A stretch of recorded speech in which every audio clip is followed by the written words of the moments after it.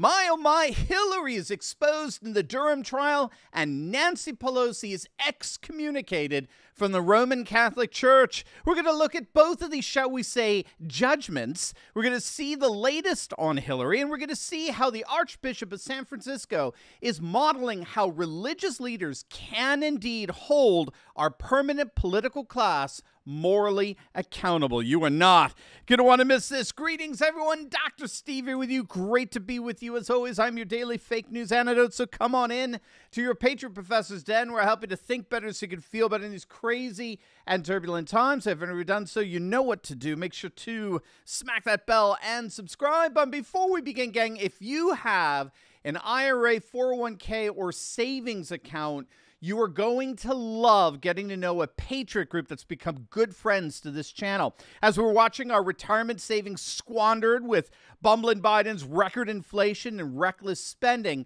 our amazing friends over at Goldco are here to help you find out how you could protect your retirement with the trustworthiness of gold and silver. And just to show you how amazing these guys are, click on that link below right now, and they'll give you, I kid you not, up to $10,000 in free silver when you open an account. You heard that right. $10,000 in free silver. But it's a limited time offer, so don't wait. Click on that link below or go to turleytalkslikesgold.com and find out how awesome Goldco really is. You will not be disappointed. All right, let's dive right in here. We have what appears to be today two big stories of two ultra-corrupt people who are finally getting, at least in part, their due. Now, let's start with perhaps the most repulsive person of them all, and that is the psychopathic liar Hillary Clinton. As I'm sure many of you have heard, Hillary Clinton's 2016 campaign manager, a fellow by the name of Robert Mook, testified before a jury considering the fate of Clinton campaign lawyer Michael Sussman, who's on trial, having been charged with lying to the FBI about the whole Russian collusion fraud. In his testimony, Robert Mook stated unequivocally that Hillary Clinton personally approved a plan to spread the lie that President Trump was colluding with Russia to the media. Technofog, who's been absolutely amazing with this story, he's been my #1 source for developments in the Durham probe, he published the transcript of the bombshell revelation, and here's some of the highlights. I'll read them for you here. The prosecutor asks, in connection with the general focus on Mr. Trump and Russia, did there come a time when you learned of potential links between the Trump organization, Mr. Trump's business, and a Russian bank called Alpha Bank? Mook answers, I did. Yes, I was briefed on that. Well, approximately when were you first briefed on that, if you remember? Oh, I honestly can't recall. Who participated in the briefing, if you remember? Well, myself, Mark Elias, Jen Palmieri, Jake Sullivan, who, by the way, is trying to get us into World War III right now, John Podesta. There might have been others, but those are the ones I definitely recall being there. And then further down the transcript, it reads, quote, and once you learned about it, he's talking about the Trump-Russia allegations, you started discussing with the campaign whether the campaign should affirmatively push it in the media, right? Correct. And you had a discussion with Mr. Sullivan? Correct. With Mr. Podesta? Just to be clear, this is what I recall, those people. Yeah, correct. Okay. You had a discussion with Mr. Sullivan? Yes, I recall, yes. Whether to push it in the media, right? Yeah, correct. With Ms. Palmieri? Correct. With Mr. Podesta? Correct. But in any event, the decision to provide this to the media was authorized by the campaign, correct? And Mook responded, we authorized a staff member of the campaign to provide it to the media, yes. And then the big question. Mr. Mook, before the break, you had testified that there was a conversation which you told Ms. Clinton about the proposed plan to provide the Alpha Bank allegations to the media. Is that correct? Correct. And what was her response? Well, all I remember is that she agreed with the decision. Boom. Hillary Clinton, according to her very own campaign manager's testimony, agreed that the Russian hoax that her campaign concocted should be pushed to the media. And she knew she was spreading those lies when she tweeted out nonsense like this. Computer scientists have apparently uncovered a covert server linking the Trump organization to a Russian-based bank. Now, what's so interesting about tweets like this is they're coming back to haunt Clinton big time, especially from the Twitter account of the social media platform's new owner, Elon Musk. He just retweeted that Clinton tweet, and attached to it, Musk highlighted a tweet by someone named V-Spike, who said, quote, "And Elon Musk, I reported this tweet by Hillary Clinton, as misleading disinformation to the powers that be at Twitter. I would be interested to know if when you received control over the company, anything was done with this at any level. Please advise soonest." To which Musk himself commented, quote, "You are absolutely correct. That tweet is a Clinton campaign hoax for which their campaign lawyer is undergoing a criminal trial." And then he followed it up with at Paraga and at Vijaya. What do you say? Addressing the current CEO Paraga Gral and Twitter's general counsel Vijaya Gad. And I should say, I'm sure soon to be ex-CEO and ex-general counsel. Unsurprisingly, the lamestream media is basically burying this bombshell testimony. Neither the New York Times or the Washington Post devoted a single story to the mook admission that the Trump Alpha Bank story came directly from Hillary. Now, why would they? It would be an explicit admission that they both lied.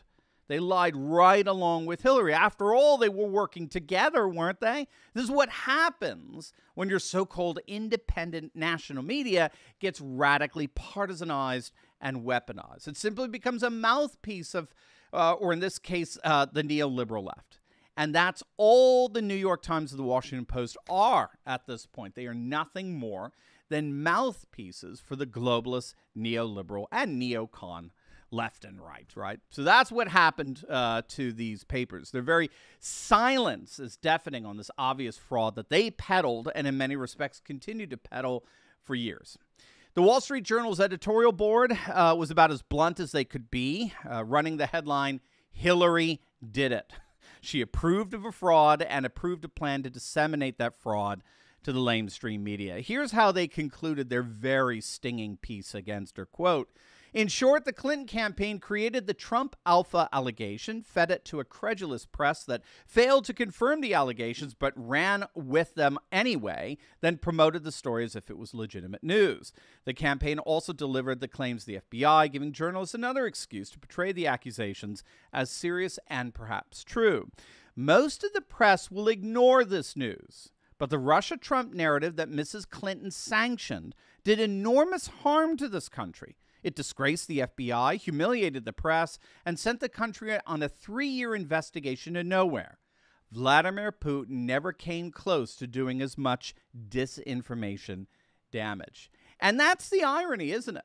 Russia could never have inflicted the kind of damage to our national reputation that we have inflicted on ourselves by virtue of our permanent political class and their amplifiers in the lamestream media. Now, of course, the $10,000 question in all this is whether anyone in the permanent political class, especially Hillary, is going to be held accountable for all of this. I have a sense it's going to take a second President Trump to do that. He'll have to launch a special investigation to the corruption and sewer that was the 2016 Clinton campaign and make Hillary pay for what she did. And speaking of paying, someone else is getting some justice handed down to her as well. But first, I am so excited to announce the upcoming release of Turley Talks Productions' first original documentary, The Return of the American Patriot, The Rise of Pennsylvania. Now, if you were my latest Cancel Culture webinar, you've already gotten this first look, and I'm so excited to share the trailer with everyone this Friday. The documentary is a deep dive into the grassroots patriot movement, specifically in Pennsylvania, that recently saw America First fighters like Doug Mastriano nominated for governor. My team and I have been working on this, gang, since the beginning of 2021, and the full film will be released later this summer. So keep an eye out this Friday to catch the full trailer, but here's a glimpse. Here, the people are tired of being run over by the establishment. We're sick and tired of being lied to. COVID really brought that home to a lot of people. We have never done what we did this last time, and it should have never happened. Oh, you're going to absolutely love this. You're going to love it. I cannot wait for you to see it. Remember, this Friday. All right. In other news, Nancy Pelosi has been officially excommunicated from the Roman Catholic Church over her radical leftist stance on abortion.